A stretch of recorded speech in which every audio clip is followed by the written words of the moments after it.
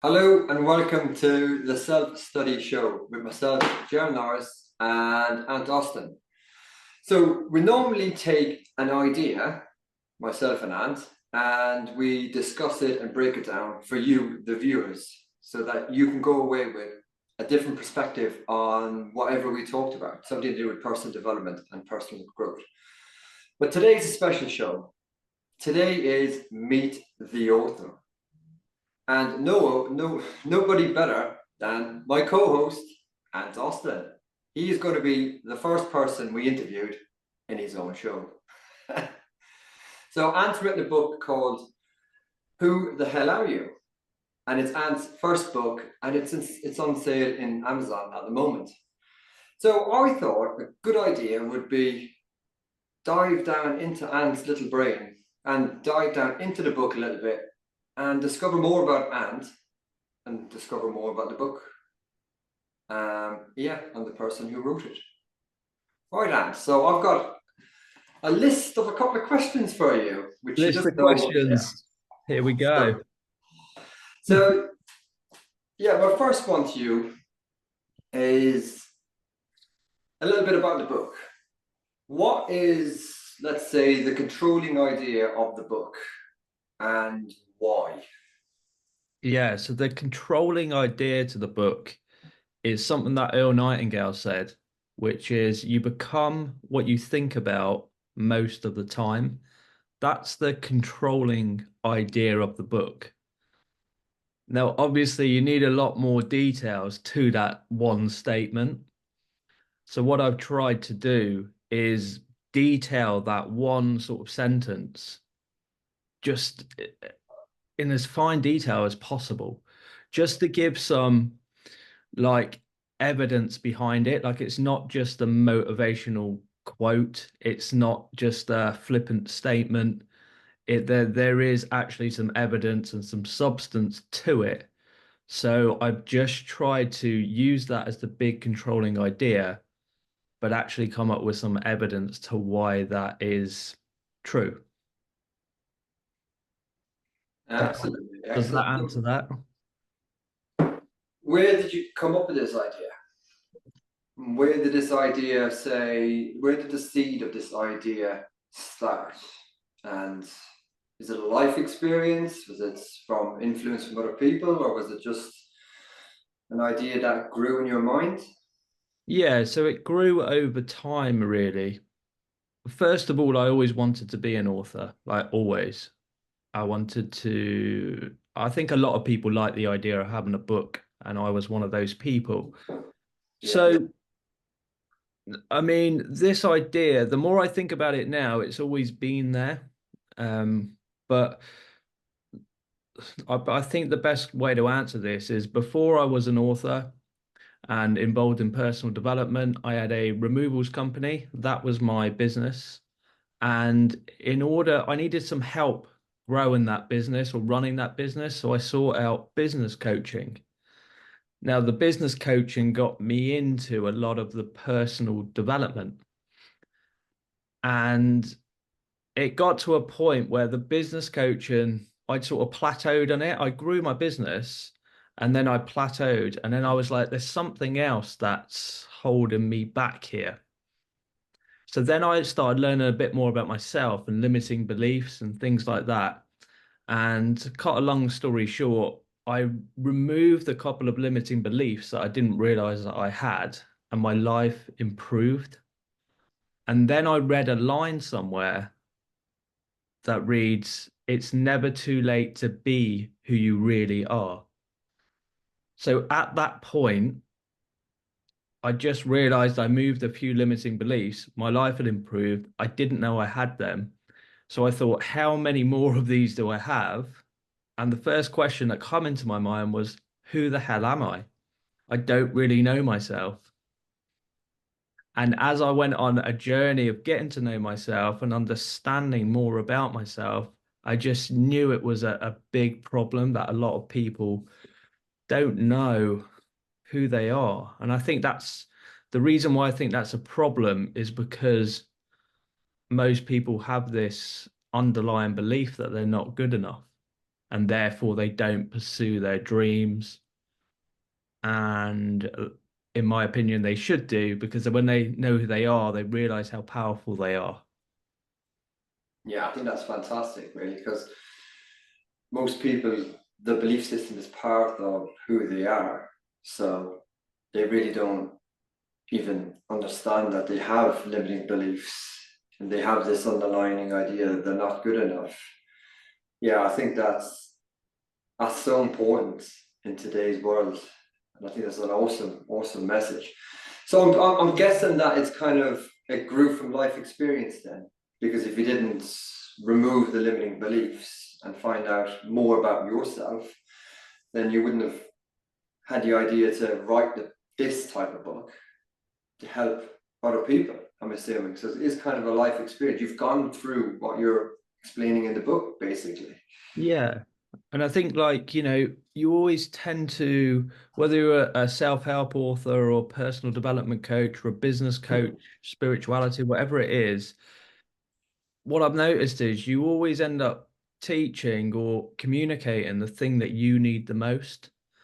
And like I said, the short answer to writing my book was yes, I got into business coaching, which led to one thing and another. But the long answer was, it probably started, it's been going my whole life, really. My first dream was to be a professional footballer, and I never had the self-belief to see it through. I had enough ability, I had the work ethic and everything like that, but the belief that I had held me back. And of course, then I didn't know then that this was training to write a book about beliefs. But when you ask where the idea comes from, it kind of all does come from all of that, because it always got me questioning, well, what makes a professional footballer and a non-professional footballer? Because there's many professional footballers who are not actually as good as some of the guys who don't make it. So what is the difference there? After a point, it comes down to mindset. It's it's non-physical. Football is a physical game, and you judge by physical results, but the difference between making it and not making it is non-physical elements, which are not trained really. Yeah, yeah, yeah. You know, It's yeah, it's interesting because people, it holds them back and they don't know it's holding them back Hmm. until they discover within, like what you went on your discovery, that you're the only person, you're the only problem that you're ever going to have in this world, and you've written a book to solve that problem basically and find out who the hell you are. So moving on then, so you were a removals director, and then you decided to, yeah, write the book like what we've just said. So what challenges did you come across when you made that decision that you were going to write a book? The challenges of writing the book, and yeah, just this whole new, identity, so to speak. Yeah, so I think the challenges were obviously self-doubt. Um, like, yeah, like you say, the identity as well. You kind of like your self-image is sort of saying like, who do you think you are? Um, you've got nothing good to say, all of this sort of stuff. No one's going to read it, no one's going to listen. So all of that is just a constant challenge. And so what I did seek some help, basically. I approached some people who had helped publish books before, because I, I was always confident that I could write, but I didn't know how to do anything else, any of the design, any of the publishing, or anything like that. So I'll just concentrate on the writing, and then I will pay people to do the bits that I can't do, like the design and getting it on Amazon and things like that. And so, I would ask them questions basically. So that was really good. Just seeking out that knowledge that I didn't have Yeah. kept me going. finding the specialized knowledge, to fill the knowledge gap. Yeah, to fill the knowledge gap. Yeah. I'm assuming you were doing the one thing that you love to do, and that was to write. Yeah. That is one thing. Yeah, because I've always loved to write. So I've always loved to write. And again, just through doing my own personal growth study as well, I'd come across things like a book is nothing but a piece of knowledge that's organized and structured. That kind of took the sting out of it for me. Just those things there. It's like I've just all I've got to do is I know the knowledge. I just got to organize it and communicate it in a clear, simple, and concise way. Yeah, I love that. I love that saying that you just said there. It's having the knowledge, but it's knowledge is worthless unless it's organized and put into a plan, so to speak, which is your book. Because your book, one thing I like about your book, it explains. Like, there's a lot of people will say, oh, if you change your belief system, things will change for you, and your beliefs are your character, and there's a lot of, it's just washed over. But I like your book because you go into detail about it. There's even a process in there of how to remove a limiting belief that you've done. So that aspect of it, I love it. I love that you've gone into that detail, like specifically to help people in that way. Yeah. And I tried to do it in a way, like in order, basically. So, chapter one is You Are Limitless. Now, you can see from the background, personal development company is called Be the Limitless You. And again, just so it doesn't come across as just this motivational phrase, chapter one of the book is You Are Limitless. And I'll explain in detail there about how the creative faculties in our mind make us limitless because they've never been measured. There's no scope to knowing how far they extend to. So I always try and put some evidence, some details behind what I'm saying. Yeah, yeah. So, who any influences that has, like, in the personal development world, that would have helped you, or you've taken inspiration from in the writing of the book? Yeah, I think the biggest inspiration was probably Bob Proctor, I would say, just because he continually focuses on the self. And you hear people like Tony Robbins say if he gets a problem in his business, he will go away and work on himself more than his business. And I never understood that. And Jim Rohn as well would say work harder on yourself than you do on your job. I mean, that took me about 3 years just to understand what he was meant. I didn't understand it because I was always brought up to work hard. I just couldn't wrap my head around it. And then it was just like, yeah, it's this personal development. It's getting to know who you are. And Bob Proctor would say it quite a lot, who are you, and what do you want? That was a question at a lot of Bob Proctor seminars. He would open up with, what do you really want? Yeah, And most people can't answer that question because they don't know who they are. yeah. They don't know You- what they love. They don't know, you know, all yeah, of you really got to the understand yourself to move forward in life. Because if you don't know what you really want, then you just go down rabbit holes, and you just, of things that you don't like. That's amazing about your book, because you're solving that problem. It's like the intro, the entry point to personal development. If you follow the process in this book and do it, then it is the starting point for any, wherever you want to take your life, career, X, Y, and Z. So would you say to people then that are watching that your book is a working book? You need to work on yourself, like, while they're kind of reading the book, so to speak. So like removing beliefs and that type of thing, because it's creating such awareness for people. Yeah, for sure. Yeah, because any self-help book you read is totally worthless to you, really, unless you actually apply some action from it. And I know a lot of people will just buy self-help book after self-help book, and I've been one of those as well, just looking for the answer. And a lot of these people will say the same stuff, and I've said it as well. It's all a rehash, it's all regurgitated. And the truth is, there's a lot of truth to that. But that's because it's one idea, basically. It all comes down to you. And therefore, you don't need to get through a lot of books. You just need a few good books to get through you. And what I mean by that is by studying the ideas within the book and rereading it. And again, this is something that I learned through Bob Proctor, who famously read Think and Grow Rich for around 40 years or something, just one page of it per day, continually studied it.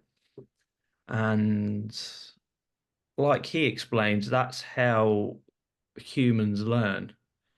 It's we learn through developing our awareness and emotionally understanding things, whereas school encourages us to, read a book once, get graded from the book based on our memory for that specific time, but then we don't emotionally understand those ideas, and therefore we can't live with them. They don't show up in our life. Yeah, I think that's really important. Like really, really important. So if you're thinking of getting Ant's book, it's not a book to read once. It's a book that needs to be reread multiple times because you really need to understand the content in this book emotionally. Because I'm not saying going to say a big word like this book could change your world, but this book will create such an awareness about yourself, which is, as I said, the entry point to looking at yourself and changing your habits to become whoever you want to become.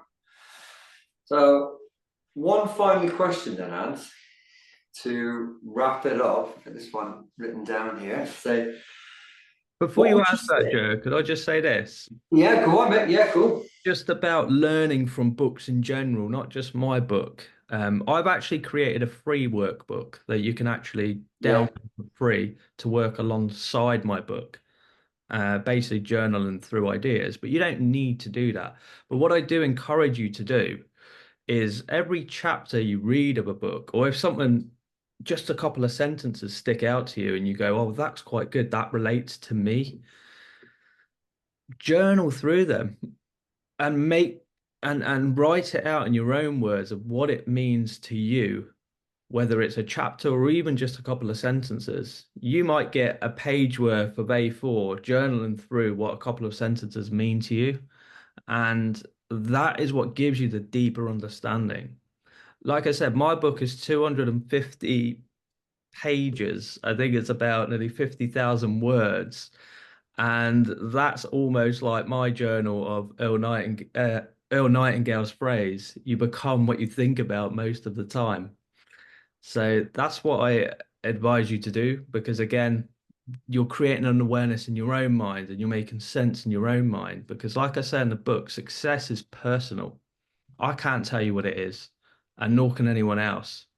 And certainly your Instagram feed can't tell you, or your friends, or whatever. You've got to learn and discover what that is for you. yeah, that's absolutely fabulous, mate.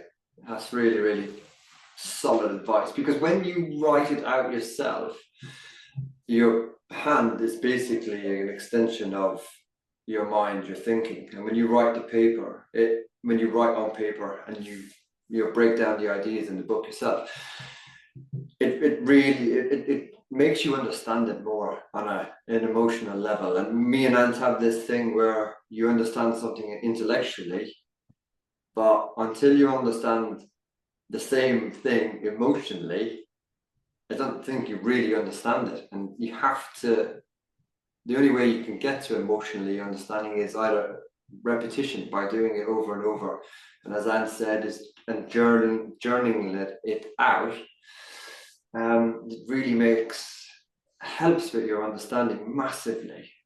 So that's a really, really good point. I like to highlight stuff when I read my books, and then when I go back again, that's a point that then I can take out and journal on it. But that's another thing that's really good when you're reading, because these books are study books. As Ant said, it's personal development. It's about you.